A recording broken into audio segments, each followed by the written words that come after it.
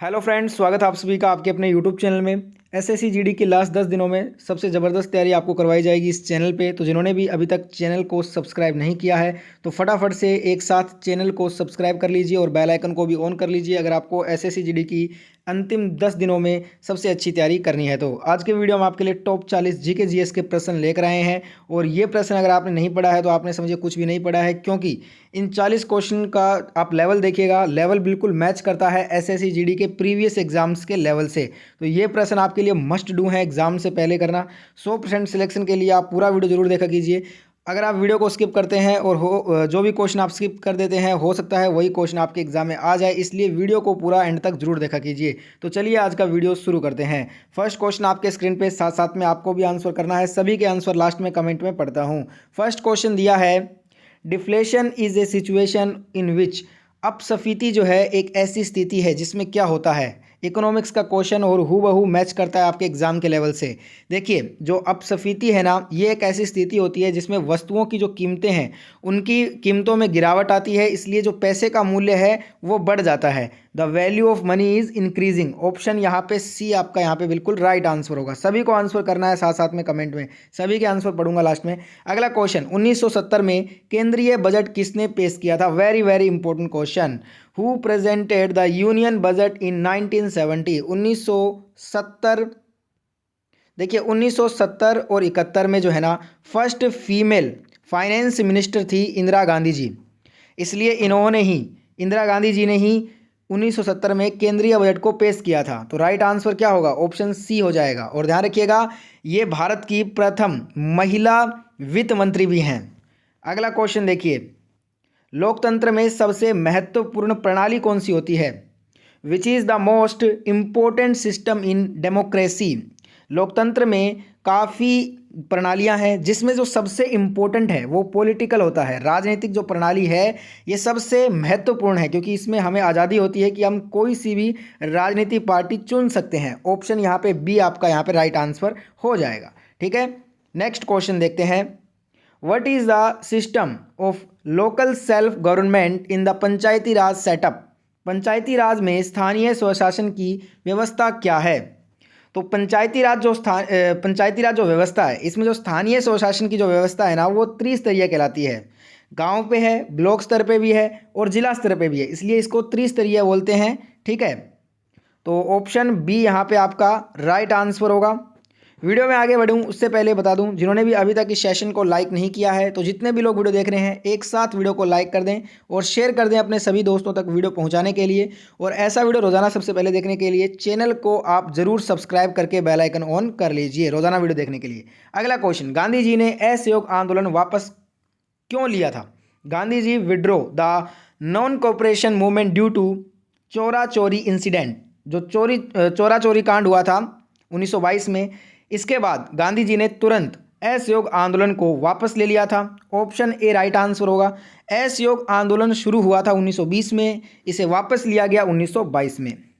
अगला क्वेश्चन, निम्नलिखित में से कौन सा राजवंश मौर्यों के उत्तराधिकारी बने थे बाद में जाकर।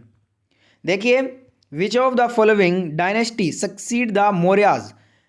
जो राजवंश जो मौर्यों के उत्तराधिकारी बने बाद में जाकर वो थे शुंग वंश। ऑप्शन बी राइट आंसर होगा। शुंग वंश जो है यही मौर्य के उत्तराधिकारी थे। ऑप्शन बी राइट आंसर होगा। अगला क्वेश्चन, निम्नलिखित में से कौन बौद्ध धर्म के 8 गुना पथ में शामिल नहीं है। Very very important question. Which one of the following is not included in the 8 fold path of Buddhism. अब यहाँ पे सम्यक वचन, सम्यक संकल्प और सम्यक आचरण, ये तीनों तो आता है बौद्ध धर्म के 8 गुना पथ में, पर जो राइट डिजायर है, सम्यक इच्छा, ये जो है वो बौद्ध धर्म के 8 गुना पथ में शामिल नहीं है। यही हमें बताना था। ऑप्शन सी राइट आंसर होगा। अगला क्वेश्चन देखिए, असंभव शब्द मूर्खों के शब्दकोश में पाया जाता है, ये किसका प्रसिद्ध उद्धरण था। The word impossible is found in the dictionary of fools was the famous quote of Napoleon Bonaparte. ये फ्रांस के नेपोलियन बोनापार्ट का जो है ना फेमस कोट था। ऑप्शन डी राइट आंसर होगा। अगला क्वेश्चन, स्टेनलेस स्टील के उत्पादन के लिए लोहे के साथ प्रयोग की जाती है जो महत्वपूर्ण धातु है उसका नाम बताना है। The important metal used with iron to produce stainless steel is, तो ये है क्रोमियम। स्टेनलेस स्टील उत्पादन करना है तो लोहे के साथ हमें प्रयोग करना होगा क्रोमियम का। ऑप्शन बी राइट आंसर होगा इस क्वेश्चन का। अगला क्वेश्चन देखिए, approximately life span of parrot is, जो अप्रोक्सीमेट लाइफ स्पैन पूछा है आपसे पैरेट का, तोते का अनुमानित जीवन काल। अब यहाँ पे भी कंफ्यूज होते हैं। एक होता है आपका स्मॉल पैरेट, जिसे रेगुलर पैरेट भी बोलते हैं, उसका तो जीवन काल जो होता है वो होता है 20 साल। और एक बिग पैरेट होता है जिसका 80 साल तक होता है, ठीक है, जो कि रेगुलर पैरेट में नहीं आता है। तो यहाँ पे हमसे जो है ना स्मॉल या बिग नहीं दिया है क्वेश्चन में, तो इसे हम रेगुलर मान के चलेंगे। तो रेगुलर का मैंने आपको अभी कहा, स्मॉल को पैरेट को ही रेगुलर पैरेट कहते हैं, तो 20 साल आपका राइट आंसर होगा। अगला क्वेश्चन, टेंडन और लिगामेंट क्या होता है? टेंडन्स एंड लिगामेंट्स आर, तो ये क्या है? कनेक्टिव टिश्यूज हैं, संयोजी उत्तक। ऑप्शन ए राइट आंसर हो जाएगा। अगला क्वेश्चन, एक यौगिक सूक्ष्मदर्शी क्या होता है? What is a compound microscope? एक माइक्रोस्कोप जिसमें लेंस के 2 सेट होते हैं, एक ओक्यूलर लेंस और एक एपिस। ये क्या होते हैं? यौगिक सूक्ष्मदर्शी हैं। ऑप्शन बी जो है आपका यहाँ पे बिल्कुल राइट आंसर होगा, ठीक है। अगला क्वेश्चन देखिए, the speed of light in air is, हवा में प्रकाश की गति कितनी होती है? वेरी इंपॉर्टेंट, 3 × 10⁸ मीटर पर सेकेंड। तो यहाँ पे ए राइट आंसर होगा। अगला क्वेश्चन है, sensitivity of the human I is maximum in the, अब यहाँ पे मानव आँख की जो संवेदनशीलता है वो सबसे अधिक किस क्षेत्र में होती है, ये पूछा है। तो जो सेंसिटिविटी होती है ह्यूमन आई की मैक्सिमम, वो ग्रीन रीजन, हरा क्षेत्र में होती है। ऑप्शन बी यहाँ पे आपका करेक्ट आंसर होगा। सभी के सभी आंसर जरूर कमेंट करें। अगला क्वेश्चन, जल में क्या पाए जाने पर उसे भारी जल कहा जाता है? Heavy water is so called because it contains heavy isotope of hydrogen. Hydrogen का भारी जो समस्थानिक होता है ना, उसके पाए जाने से है उसे हम भारी जल कहते हैं।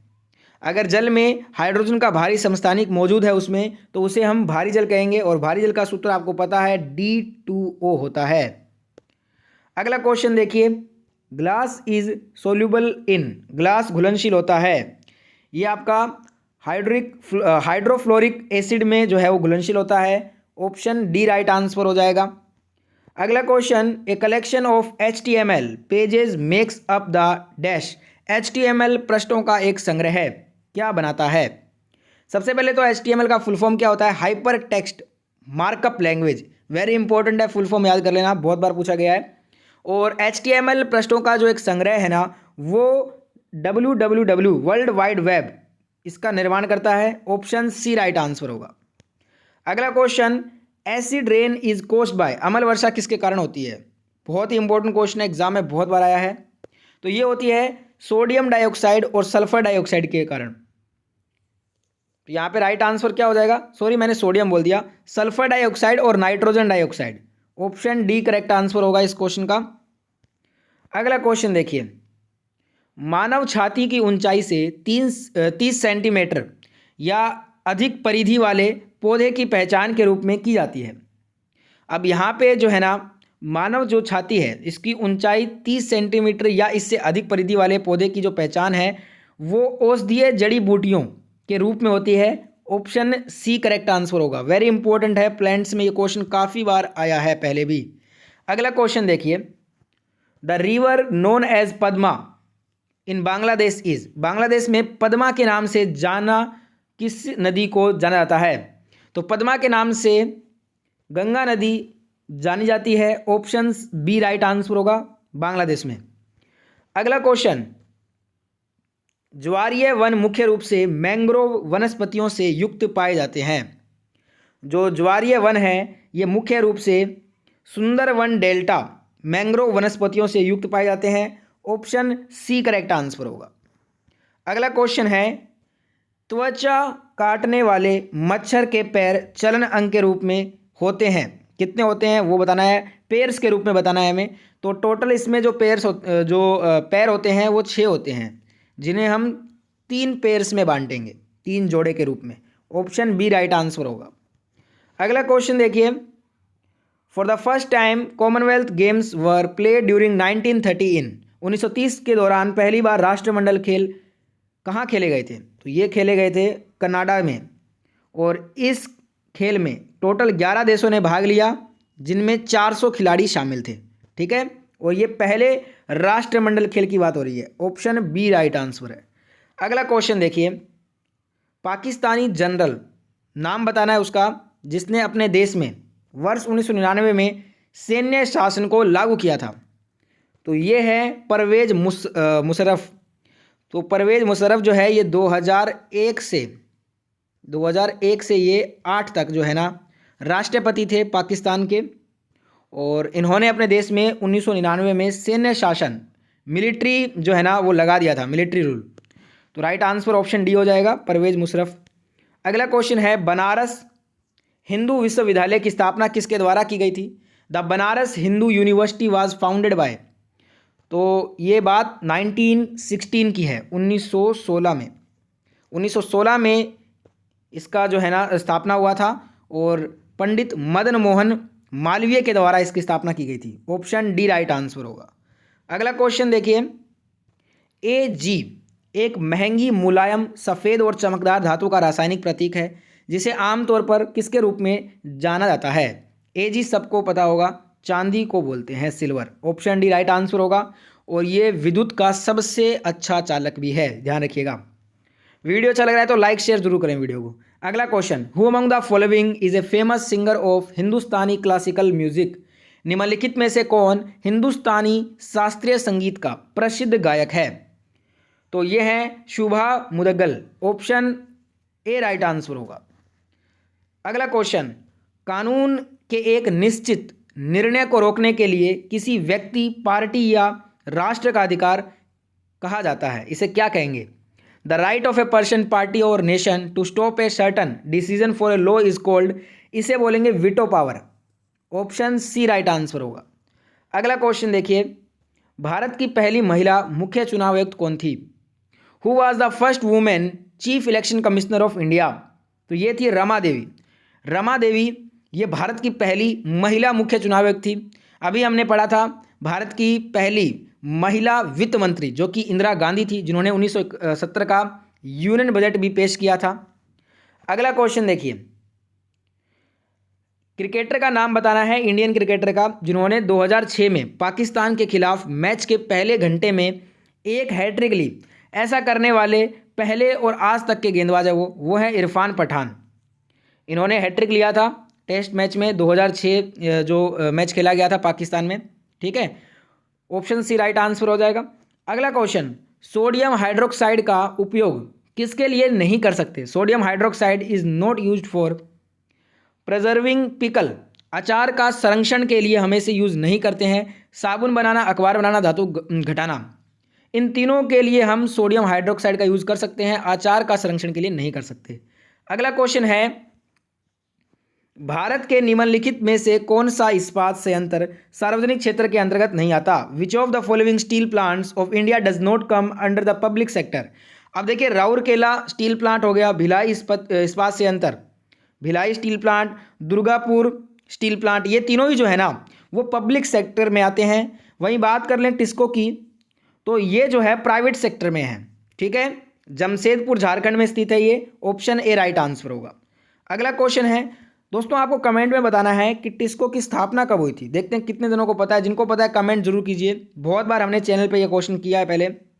अगला क्वेश्चन, पुस्तक स्पीसीज की उत्पत्ति द्वारा लिखी गई थी। The book The Origin of Species was written by Charles Darwin. Charles Darwin ने राइट किया था स्पीसीज की उत्पत्ति, द ओरिजिन ऑफ स्पीसीज, ये इनके द्वारा लिखी गई बुक है। ऑप्शन सी करेक्ट आंसर होगा। अगला question, India and Sri Lanka divided by, Bharat और श्रीलंका किसके द्वारा विभाजित हैं? तो ये पाक जल डमरू मध्य के द्वारा विभाजित हैं। Option D is the right answer. Next question is Majuli the largest.